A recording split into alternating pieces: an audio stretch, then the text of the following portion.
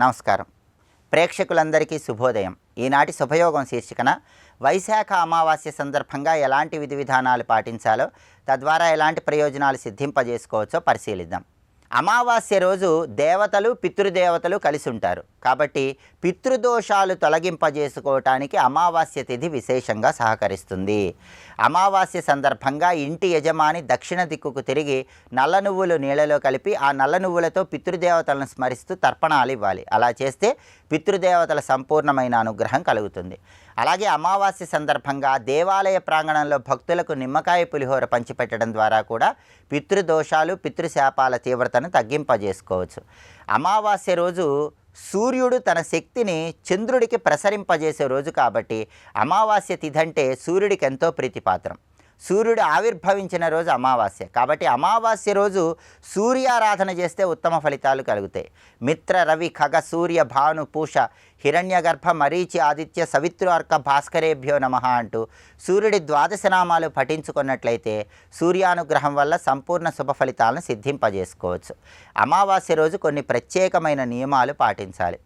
అమావాస్య రోజు తలస్నానం చేయాలి. తల మీద నీళ్లు పోసుకోవాలి. తలంటు స్నానం చేయకూడదు.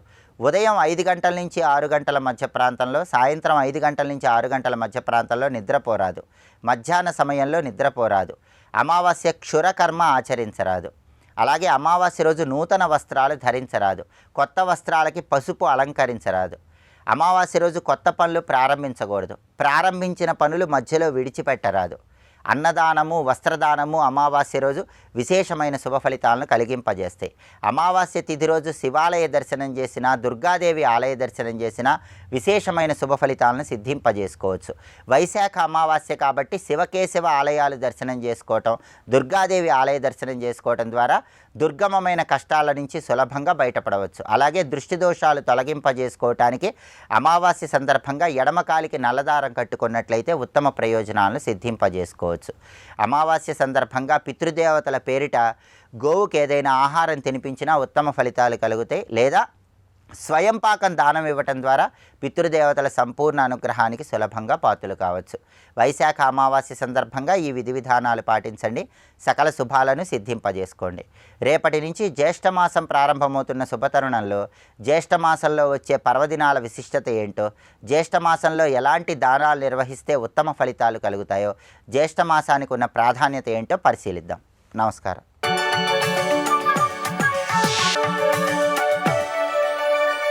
నందకిశోర నవనీత చోర నాద విహార శ్రీధర నందకిశోర నవనీత చోర నాద విహార శ్రీధర. ఆరంభే అత్యంతాయాసపూర్వకత్వాత్. ఆరంభం మాత్రం బాగా ఆయాసంగానే ఉంటుంది. ఎందుకంటే అలవాట్లే నాపోసాను కదా. ఇదివరకు ఎప్పుడు చేసుంటే తెలిసేది. ఇదివరకు ఎప్పుడు చేయలేదని ఎలా చెప్పారంటే చేసుంటే పుట్టేవాడు ఎక్కువ.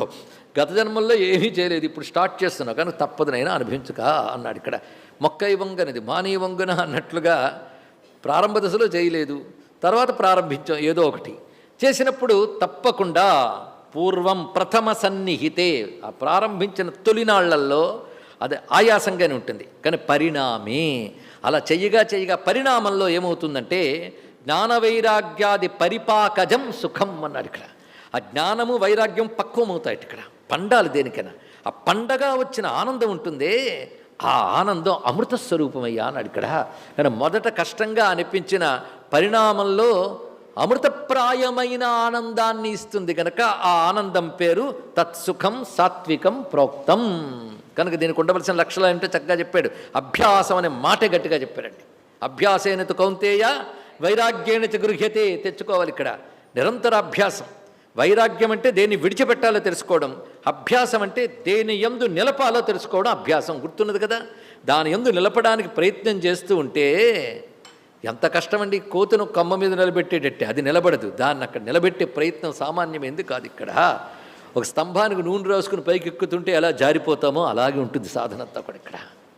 అందుకే అభ్యాసం అనే మాట అక్కడ మనం చాలా తీవ్రంగా వ్యాఖ్యానించుకున్నాం కనుక ఇప్పుడు ఆ మాత్రం తెలుసుకుంటే చాలు. అందుకే అభ్యాసం చేస్తున్న కొద్దీ దాని రుచి తెలుస్తుందండి. అభ్యాసాద్రమతే ఎత్ర దుఃఖాంతం.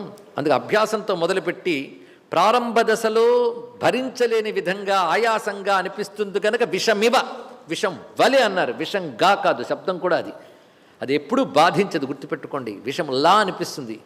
అది కష్టంగా అనిపించడం చేత సహజంగా మానవ ప్రవృత్తి కష్టించడానికి వెరుస్తుంది గనక అందులో సాత్విక ప్రవృత్తి లేని వారికి వెరపెక్కువ. అటువంటి వారు ఆగిపోతూ ఉంటారు. ఆరంభింపరు నీచ మానవులు విఘ్నాయాస సంత్రస్తులై అని చెప్పినట్లు. అయితే పరిణామే అమృతోపమం. అందుకే పరిణామం ఫలస్వరూపంలో అది అమృతస్వరూపం. దాని యందు దృష్టి పెట్టుకుని ఆయాసాన్ని సహిస్తూ సాధన చేయాలి. అలా చెయ్యగా వచ్చిన సుఖం పేరేమిటి? సాత్విక సుఖము. ఇది లోకంలో ఉదాహరణ చెప్పుకున్నాం మనం, వ్యాయామాలు మొదలైనవి. ఇక రాజసుఖం ఉంటుంది చూడండి ఇక్కడ. అంటే ఇప్పుడు తెలుసుకోవాల్సిన అంశం ఏంటంటే ఆత్మబుద్ధి ప్రసాదజం. అదొక ముక్క మిగిలిపోయింది మనకి. తత్సుఖం సాత్వికం ప్రోక్తం ఆత్మబుద్ధి ప్రసాదజం. అంటే ఆ సుఖం వాడికి ఎక్కడి నుంచి వస్తుంది? అది గొప్ప మాట అండి. సుఖం ఎక్కడి నుంచి వస్తుంది ప్రశ్న.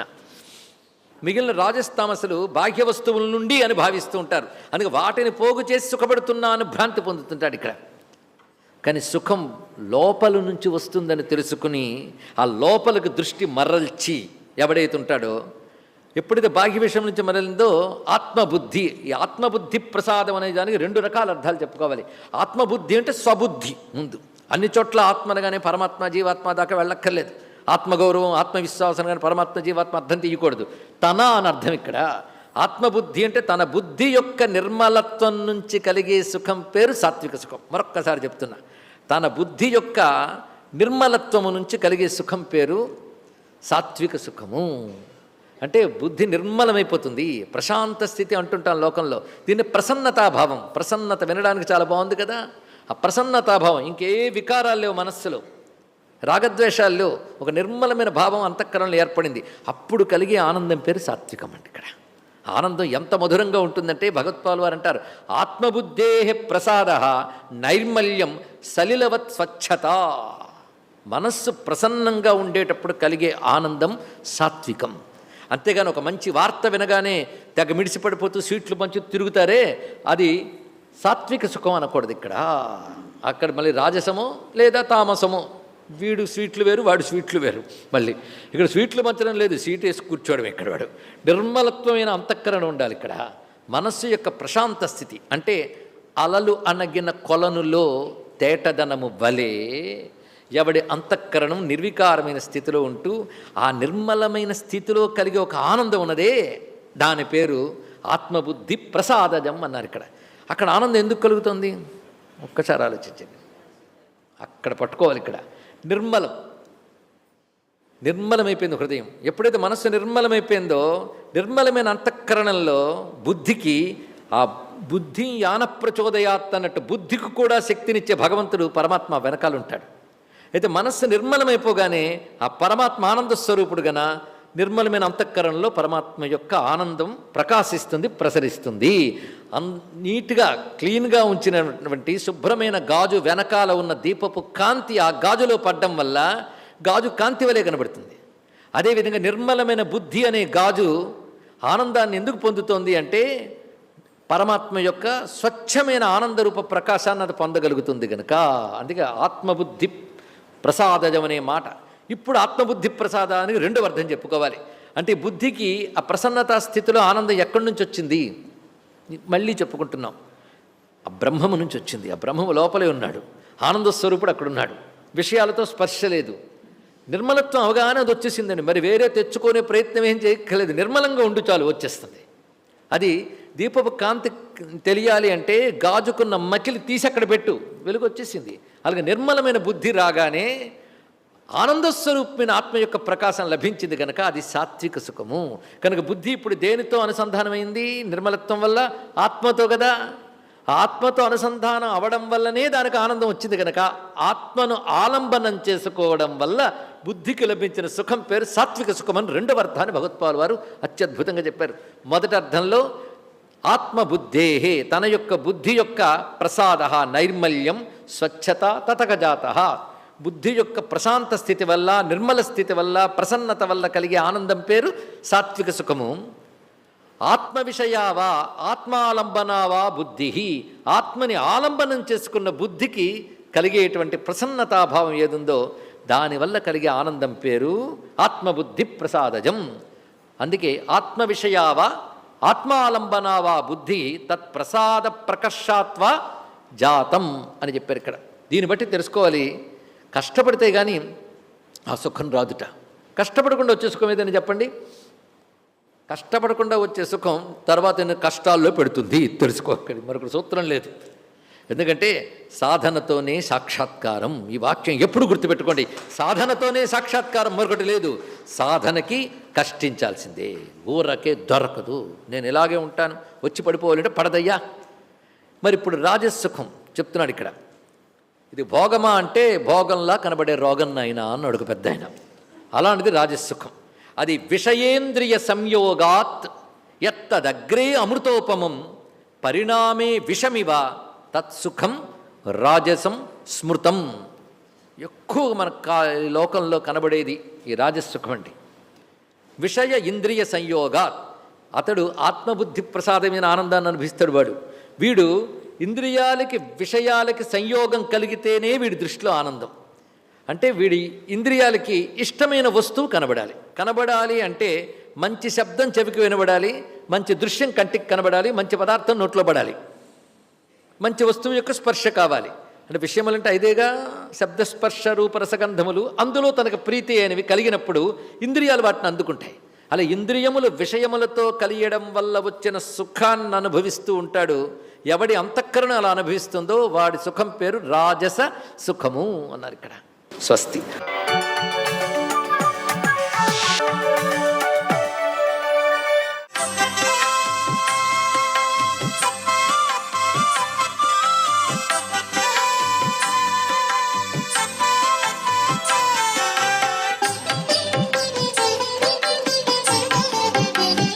ఓం నమో నారాయణాయ.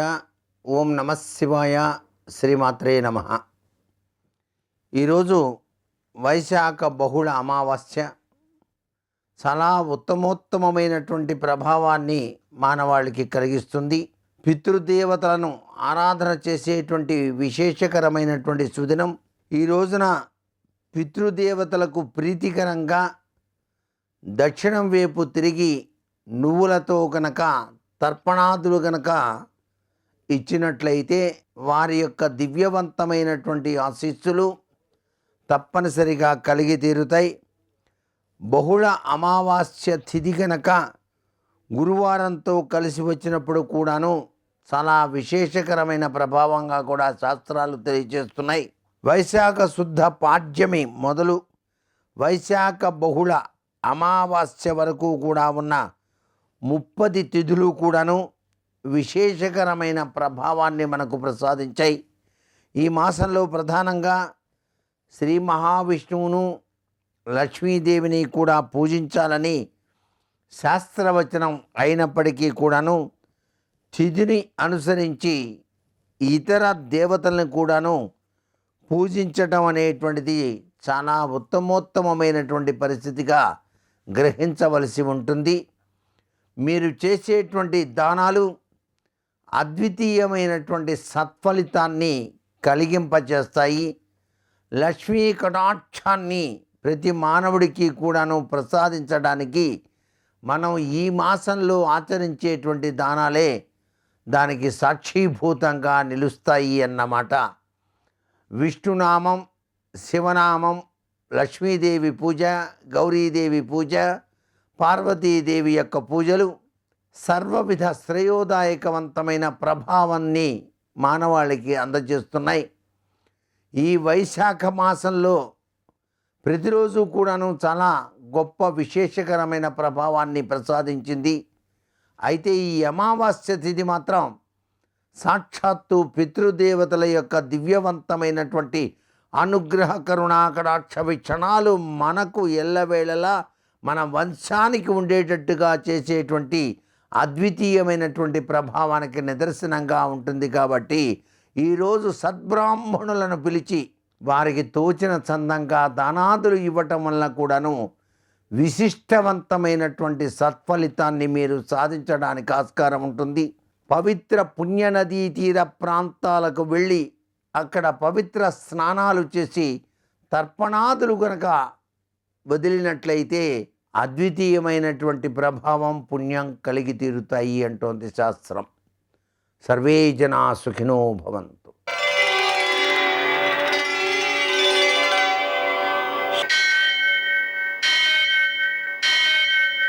సహస్రశీరుషం దేవం విశ్వాక్షం విశ్వశంభువం విశ్వం నారాయణం దేవమక్షరం పరమం పదం విశ్వతః పరమాం నిత్యం విశ్వం నారాయణగుం హరిం విశ్వమేవేదం పురుషస్తద్విశ్వముపజీవతి పతిం విశ్వస్యాత్మేశ్వరం శాశ్వతం శివమచ్యుతం నారాయణం మహాజ్ఞేయం విశ్వాత్మానం పరాయణం.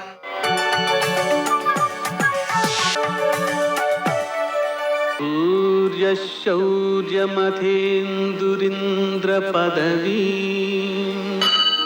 సన్మంగళం మంగళం. ఈటీవీ ప్రేక్షకులకు నమస్కారం. ఆర్తా విషన్నా శిథిలాశ్చ భీతా ఘోరేషు చ వ్యాధిషు వర్తమానా సంకీర్త్య నారాయణ శబ్దమాత్రం విముక్త దుఃఖా సుఖినో భవంతి. నేటి కాలమాన విశేషాల్ని గమనిద్దాం. స్వస్తి శ్రీచాంద్రమాన క్రోధినామ సంవత్సరం ఉత్తరాయణం, వసంత ఋతువు వైశాఖ మాసం, బహుళపక్షం, గురువారం, సూర్యోదయం 5:45 సూర్యాస్తమయం సాయంత్రం 6:45.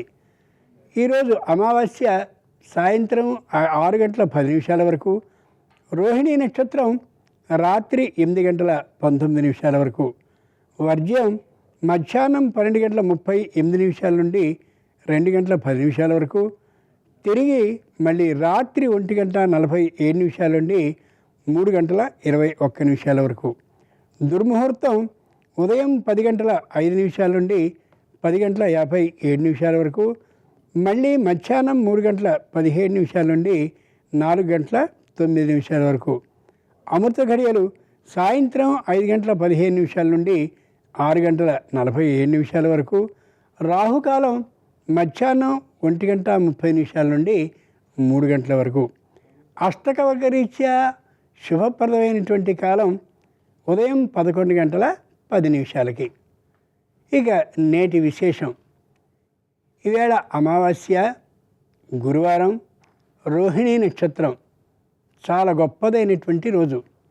దీన్ని పద్మక యోగం కలిగినటువంటి రోజు అని తెలియచేస్తారు.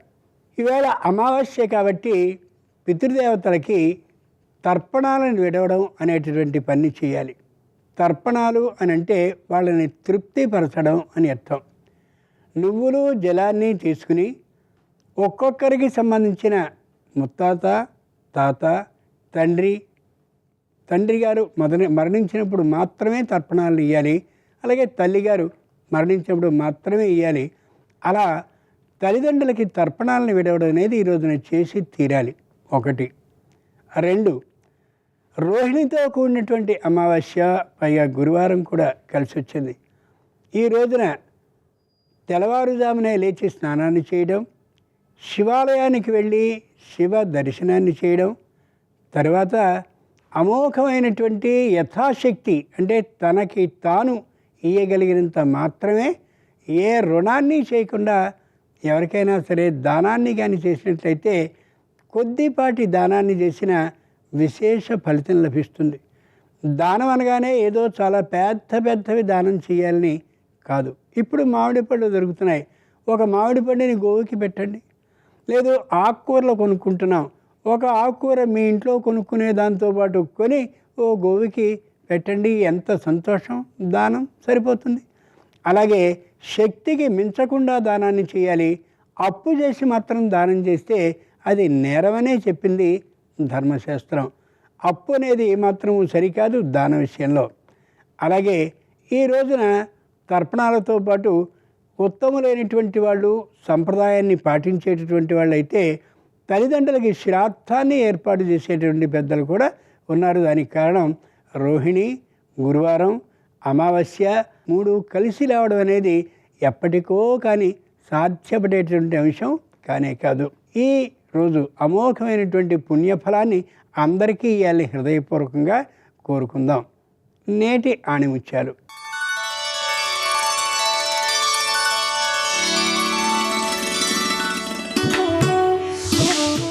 ఆత్మవిశ్వాసం లేకపోవడం అపజయాలకు గల ముఖ్య కారణం.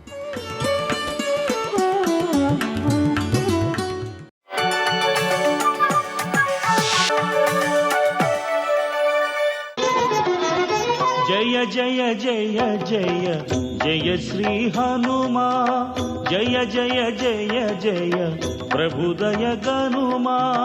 ఎప్పుడు భగవత్ సంబంధమైనటువంటి మంత్రభాగాన్ని లోపల తిప్పుతూ ఉంటాడు. అందుకే మీరు ఆయన గాఢ నిద్రలో ఉండగా లేపి ఆ మధ్యలో ఉన్న ఏదో ఒక్క విషయాన్ని ప్రస్తావన చేసినా సరే ఆయన దాన్ని కొనసాగించేస్తాడు, ఆయన చెప్పేయగలడు. అంతలా చెప్పగలిగినటువంటి ధారణ దీని చేత వచ్చింది అంటే కేవలం దాన్ని అదే పనిగా బట్టి పట్టడం వల్ల వచ్చింది కాదది. అది ఆయనకు ఉన్నటువంటి శ్రద్ధ, దాని మీద ఆయనకున్న అనురక్తి అటువంటిది. అనురక్తి అది కాబట్టి ఆయన మనసు ఎప్పుడూ దాని గురించే ఆలోచిస్తూ ఉంటుంది. దాని గురించే ఆలోచిస్తుంటే ఆ శ్లోకాలే తిప్పుతూ ఉంటాడు మనసులో. అవే తిప్పుతుంటే అవే మనసులో ఉంటాయి. అటువంటి ఆమ్నాయనామయోగేన శ్రద్ధాం ప్రసిధిలామివ. ఆయనకు ఆ శ్రద్ధ అకస్మాత్తుగా పోయిందనుకోండి, అకస్మాత్తుగా దాని మీద విశ్వాసం, దాని మీద నమ్మకం, దాని మీద అనురక్తి క్షీణించిపోయాయి అనుకోండి. క్షీణించిపోయి అన్య విషయాలతో సంపర్కం చెంది అసలు మనం వెళ్ళి ఆయన్ని అడిగితే ఇందులో దట్టవా పద్యం అన్నారనుకోండి, నాకు ఎలా ఉంటుంది? అలా ఒక ఆమ్నాయనామయోగి అకస్మాత్తుగా శ్రద్ధ నశించి నిలబడితే ఎలా ఉంటాడో మనకెలా ఉంటుందో సీతమ్మ అలా ఉంది. ఏమి ఉపమానాలండి అసలు! అది అభూతేనాపవాదేన కీర్తిం నిపతితామివ ఆమ్నాయనామయోగేన శ్రద్ధాం ఆమ్నాయనామయోగేన శ్రద్ధాం నిపతితామివ. ఆ శ్రద్ధ పోయినటువంటి వ్యక్తి ఆమ్నాయం ఎలా ఉంటుందో అమ్మవారు అలా ఉంది. సన్నామివ పరీక్షీణాం పూజామివ విమానితాం. ఒక వ్యక్తి పూజ చేస్తూ ఉంటే పరమాద్భుతమైనటువంటి పూజ. పూజ అంటే ఇక్కడ మీరు ఒకటి గమనించాలి, పూజ చూసి అనుభవించేది కాదు. అసలు నిజానికి వేరొకరి పూజ మీరు చూస్తున్నారనుకోండి, ఆయన చేస్తున్న పూజ చూసి మీరు ఆనందించడానికి ఏమీ ఉండదు. శంకర భగవత్పాదులు సౌందర్యలహరి చేస్తూ మాట అంటారు, కదాకాళీ మాత కథయ కలితాలక్తకరసం పిబీయం విద్యార్థి తవ చరణ నిర్ణీజన జలం ప్రకృత్యా మూకానామపి చ కవిత కారణతయా అంటారు.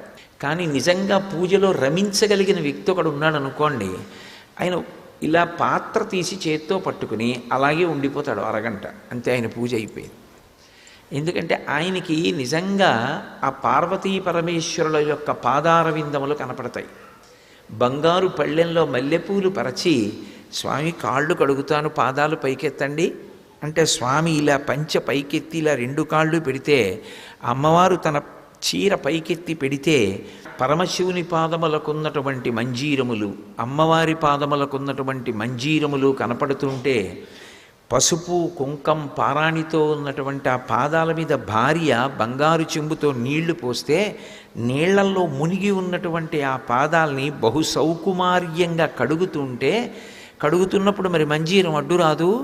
ఎడంచేత్తో మంజీరం ఇలా ఎత్తి పట్టుకుని ఆయన కాలు వెనక అమ్మ కాళ్ళ వెనక కడిగి పసుపు ఎరుపుగా ఉన్నటువంటి ఆ నీళ్లు ఎడంచేత్తో ఉద్ధరిణితో తీయడం ఇష్టం లేక ఇలా చూస్తే భార్య ఉద్ధరిణితో తీసిస్తే తాను వాటిని ఇలా పట్టుకుని ఆ సువాసనలు గుబాళిస్తున్న నీటిని 3 మాటలు తీర్థంగా పుచ్చుకొని ఆ పళ్ళెం పక్కకి తీసి ఆ పాదాలు తుడుస్తున్న భావన చేస్తూ ధ్యానమునందు మగ్నుడయ్యి ఉన్నాడు అనుకోండి, పాదయోహో పాద్యం సమర్పయామి, ఆయన అలాగే ఉంటాడు.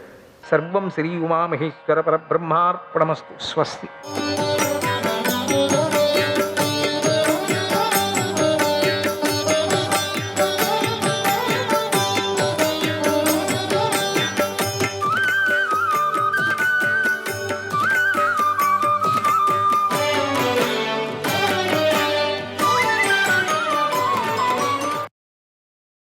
సరస్వతీవాస సమాకుతో రతి, సరస్వతీవాస సమాకుతో రతి, సరస్వతీవాస సమాక కుతో గుణాగ, సరస్వతీవాస సమాక కుతో గుణాగ, సరస్వతీం ప్రాప్య దివం గతా జనాగ, సదా స్మరిష్యంతి నదీం సరస్వతీం, సదా స్మరిష్యంతి నదీం సరస్వతీం. సరస్వతీ నది వద్ద నివసించటంతో లభించే ఆనందంతో సమానమైన ఆనందం ఎక్కడ లభిస్తుంది? సరస్వతీ నివాసంలో లభించే గుణాలు ఎక్కడి నుంచి వస్తాయి? ఎక్కడా లభించవు కదా. సరస్వతిని చేరి దివంగతులైన ప్రజలు సరస్వతిని నిత్యము స్మరిస్తూనే ఉంటారు. సరస్వతీ నది అంత గొప్పది కనుకనే స్మరిస్తూ ఉంటారు.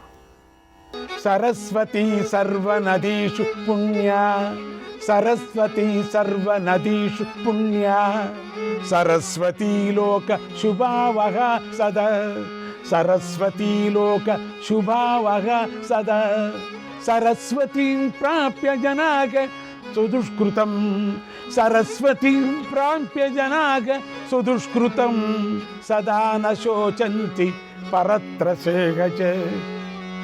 ఈ నది సకల నదులతోనూ పవిత్రమైనది, సకల లోకాలకు శుభాలను కలిగిస్తుంది. సరస్వతీ తీర్థానికి చేరిన వారు ఇహపర లోకాలలో పాపాల వల్ల శోకించరు, వారి పాపాలు నశించిపోతాయి అని బలరాముడు సరస్వతీ నది మహిమను తెలిపాడు. తర్వాత మాటిమాటికి ఎంతో ప్రీతితో సరస్వతీ నదిని చూస్తూ రథం ఎక్కాడు. అదే కొన చూడటం. ఆ రథం అతివేగంగా ప్రయాణిస్తుంది. బలరాముడు ఆ రథాన్ని ఎక్కి కురుక్షేత్రంలో తన శిష్యుల మధ్య జరగబోయే యుద్ధాన్ని చూడటానికి వచ్చాడు. క్షణంలో వచ్చేశాడు అన్నాడు వైశంపాయన మహర్షి. శ్రీకృష్ణాయ పరమాత్మనే నమః. 55వ అధ్యాయం. వైశంపాయనుడు ఇలా చెప్పాడు. ఓ జనమేజయ, ఇలా ఇక్కడ కురుక్షేత్రంలో ఘోరమైన యుద్ధం జరుగుతుంది. ఆ విషయం గురించి ధృతరాష్ట్రుడు విని ఎంతో దుఃఖించి సంజయుడితో ఇలా అన్నాడు. ఓ సంజయ, గదాయుద్ధం దగ్గర పడింది. బలరాముడు తమ దగ్గరకు రావటాన్ని చూసి నా కుమారుడు భీముడితో ఎలా యుద్ధం చేశాడు అన్నాడు. సంజయుడు ఇలా చెప్పాడు.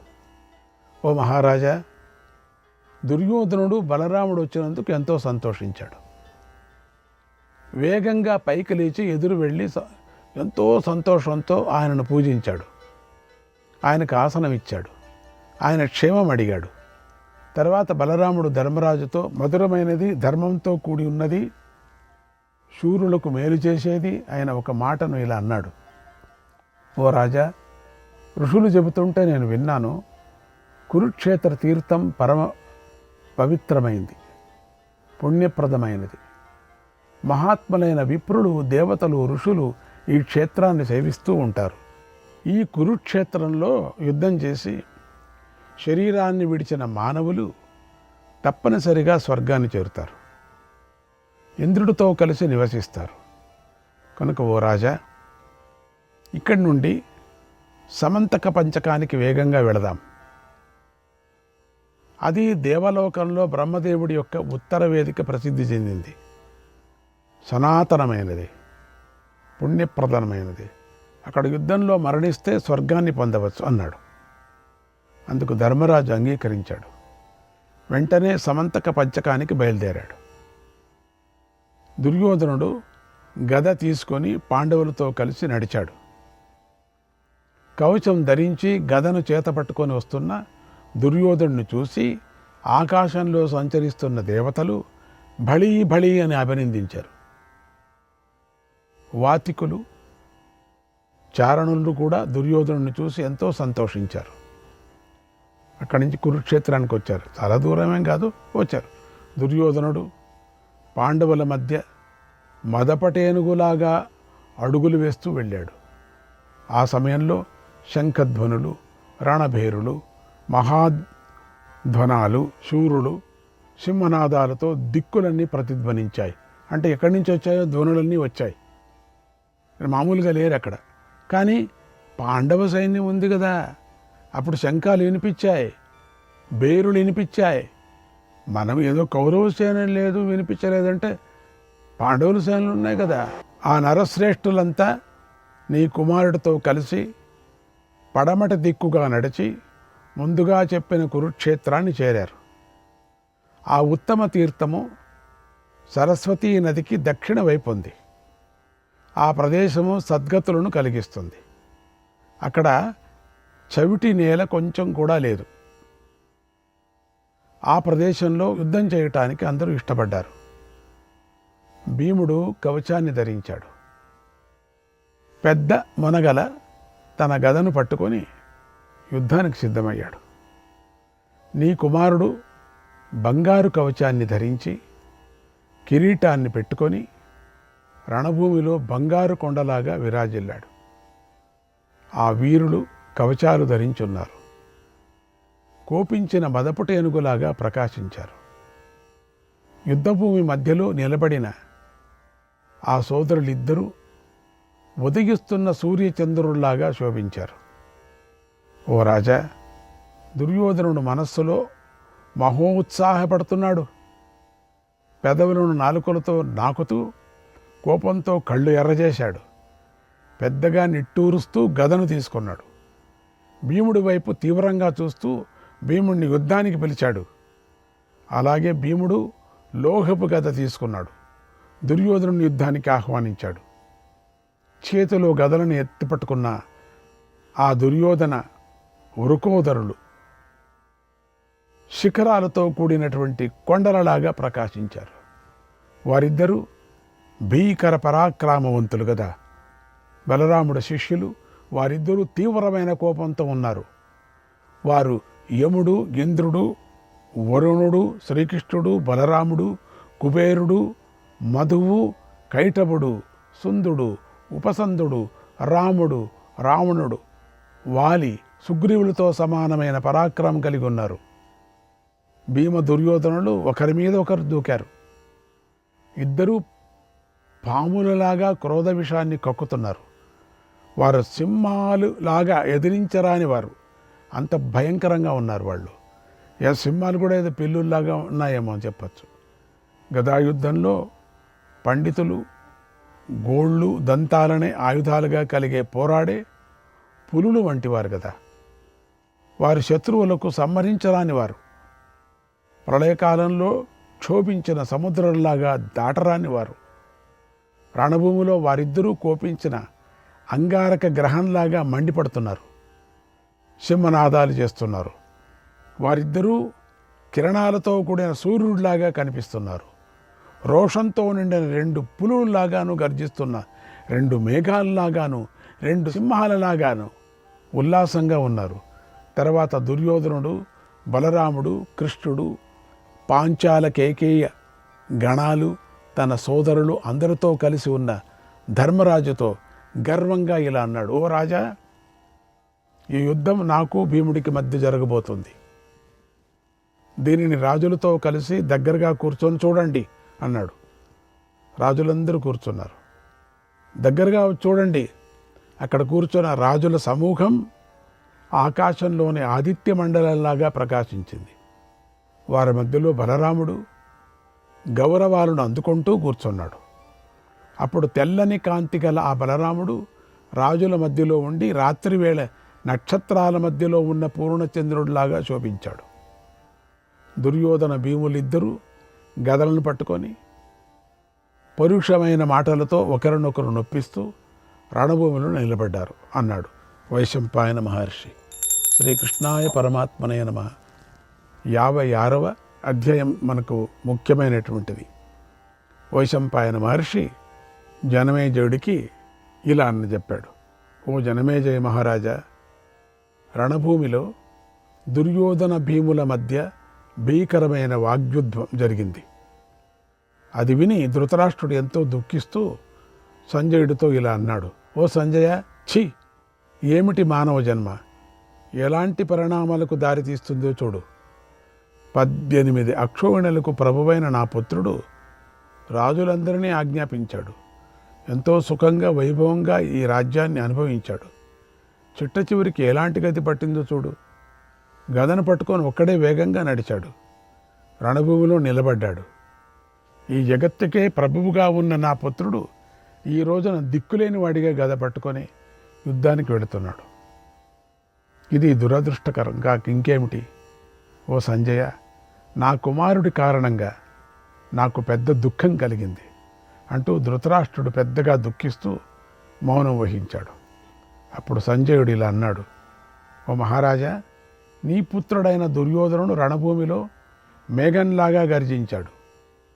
ఆబోతులాగా రంకె వేస్తూ భీముణ్ణి యుద్ధానికి పిలిచాడు. ఆ కురురాజు భీముణ్ణి పిలిచినప్పుడు ఎన్నో భయంకరమైన అపశకునాలు కలిగాయి. అప్పుడు మేఘాలు గర్జించాయి, పెద్ద పెద్దగా గాలులు వీశాయి. అక్కడ ధూళి వర్షం కురిసింది. అన్ని దిక్కుల్లోనూ చీకట్లు క్రమ్ముకున్నాయి. ఆకాశం నుండి వేల కొద్దీ ఉల్కలు పడి భూమిని బద్దలు చేశాయి. వాటితో పాటు ఒళ్ళు జలధరించేలాగా మరొక ఘటన కూడా జరిగింది. ఆ రోజు పున్నమి కాకపోయినా రాహువు చంద్రుని బెరింగేశాడు. అడవులు వనాలతో కూడిన భూమి తీవ్రంగా కంపించింది. నేలపై రాళ్లను కురిపిస్తూ కఠినమైన గాలులు వీచాయి. కొండ చర్యలు విరిగి నేల మీద కూలాయి. రకరకాల జంతువులు పరిగెడుతున్నాయి. భయంకరంగా ఘోర రూపాలతో నిప్పులు కక్కుతూ నక్కలు అరిచాయి. శరీరాన్ని జలధరింపజేస్తూ భయంకరంగా ఉరుములు వినిపించాయి. దిక్కులు ప్రజ్వలించాయి. జంతువులు అమంగళాన్ని సూచిస్తూ దారుణంగా అరిచాయి. బావులలోని నీరు పొంగి ప్రవహిస్తుంది. కింది నుంచి నీళ్లు పైకి వచ్చేస్తున్నాయి ఫౌంటైన్ లాగా. అప్పుడు మహానాదాలు వినిపిస్తున్నాయి. కానీ వాటిని చేస్తున్న వారు ఎవ్వరూ కనిపించటం లేదు. నాదం మాత్రం వినిపిస్తుంది. ఈ శకునాలను భీముడు చూసి ధర్మరాజుతో ఇలా అన్నాడు, ఓ రాజా, ఈ దుర్యోధనుడు మందబుద్ధి, నన్ను యుద్ధంలో గెలవలేడు. అర్జునుడు ఖాండవ వనంలో అగ్నిని విడిచినట్లుగా నేను చిరకాలంలాగా నా హృదయంలో గూఢంగా దాచుకున్న క్రోధాన్ని ఇప్పుడు సుయోధనుడి పైకి విడుస్తాను. ఓ పాండవ, నీ హృదయంలో ఉన్న ముళ్ళును ఈరోజు తొలగిస్తాను. ఇక ఈ దుర్యోధనుడు మళ్ళీ హస్తినాపురంలోకి అడుగు పెట్టాడు.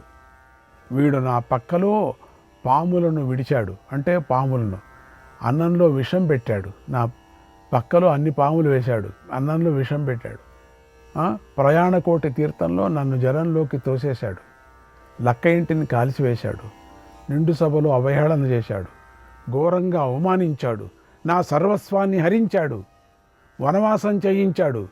1 సంవత్సరం పాటు అజ్ఞాతవాసం కూడా చేయించాడు ఈ దుర్మార్గుడు. ఓ అనఘ, ఆ దుఃఖాలను అన్నిటినీ ఈరోజు ముగింపు పలుకుతాను. మహారాజా, ఓ అన్న, ఈరోజు ఈతడిని చంపి నేను రుణ విముక్తుణ్ణి అవుతాను. ధృతరాష్ట్ర మహారాజు కూడా తన కొడుకు మరణించాడని వింటాడు అన్నాడు. తర్వాత భీముడు గదను తీసుకొని దుర్యోధనుడిని పిలుస్తూ నిలబడ్డాడు. దుర్యోధనుడు గదను పట్టుకొని శిఖరం గల వెండి కొండలాగా ఉన్నాడు. భీముడు దుర్యోధనుడిని చూసి కోపించి ఇలా అన్నాడు, ఓ దుర్యోధన, నువ్వు ధృతరాష్ట్ర మహారాజు కలిసి చేసిన చెడు పనులను ఒక్కసారి గుర్తు చేసుకో.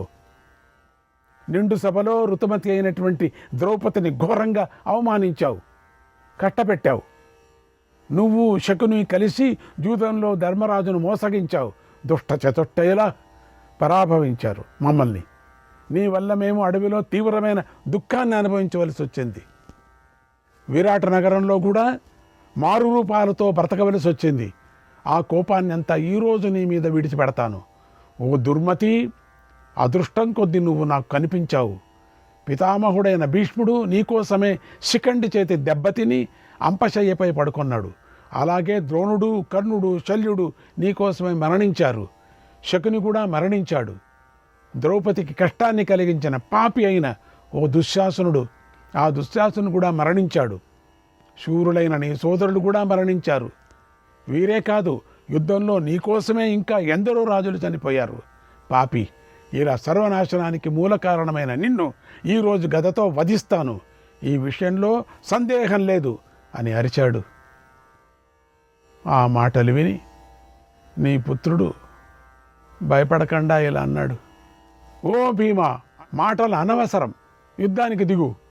ఈరోజు యుద్ధ శ్రద్ధను పోగొడతా నేను. నువ్వు పోగొడుకుంటున్నావు, నేను పోగొడతాను. భీముడు గద ఎత్తిపట్టుకొని వేగంగా దుర్యోధనుడిపై కరిచి ఉరికాడు. ఆ సమయంలో జయాన్ని కోరుకుంటూ పాండవులు ఏనుగులు ఘింకరించాయి, గుర్రాలు అదే పనిగా సకిలించాయి అన్నాడు సంజయుడు. శ్రీకృష్ణాయ పరమాత్మనే నమః. 57వ అధ్యాయం. సంజయుడు ధృతరాష్ట్రుడికి ఇలా చెప్పాడు, ఓ మహారాజా, దుర్యోధనుడు రణభూమిలో అలా వేగంగా తన మీదకు దాడి చేస్తున్న భీముణ్ణి చూసి సింహనాదం చేశాడు. తీవ్రమైన వేగంతో భీముణ్ణి ఎదిరించాడు. కొమ్ములు గల ఆబోతులలాగా ఒకరి మీద ఒకరు దాడి చేసుకున్నారు. వారి దెబ్బల చప్పుడు పెద్ద పిడుగుపడిన శబ్దంలాగా ఉంది. వారిద్దరి శరీరం రక్తంతో తడిసిపోయింది. అప్పుడు వారు పుష్పించిన కింశుక వృక్షాల్లాగా కనిపించారు.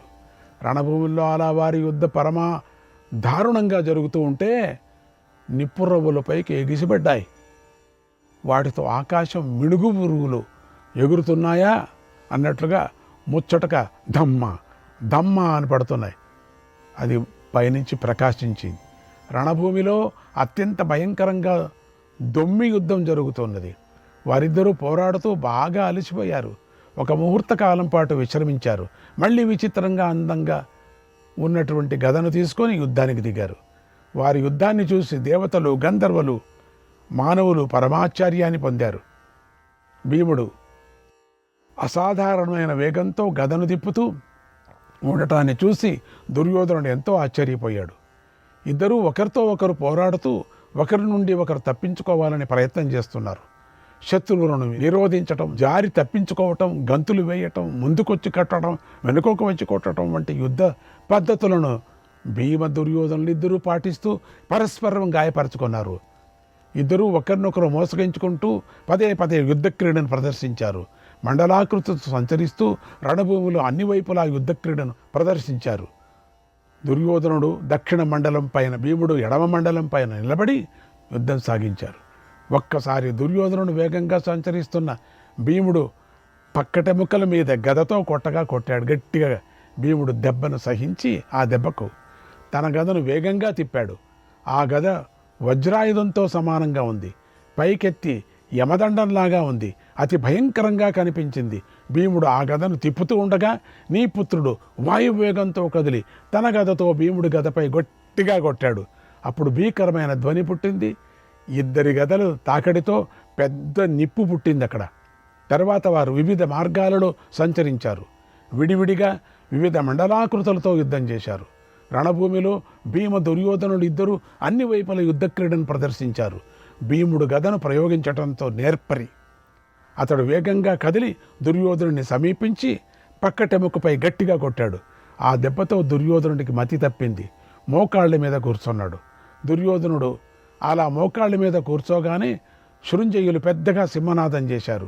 ఆ శబ్దానికి నీ కుమారుడు సహించలేక ఎంతో కోపించాడు. మహాసర్పంలాగా బుసగొడుతూ లేచి గదను పట్టుకున్నాడు. భీముడి శిరస్సును బద్దలు ఇంకేం కొడతాడేమో అన్నట్లుగా దూసుకొని మీదకి వచ్చాడు. భీముడి నుదటిపై గదతో కొట్టాడు. కానీ భీముడు తెలించలేదు. కొండలాగా నిలబడ్డాడు.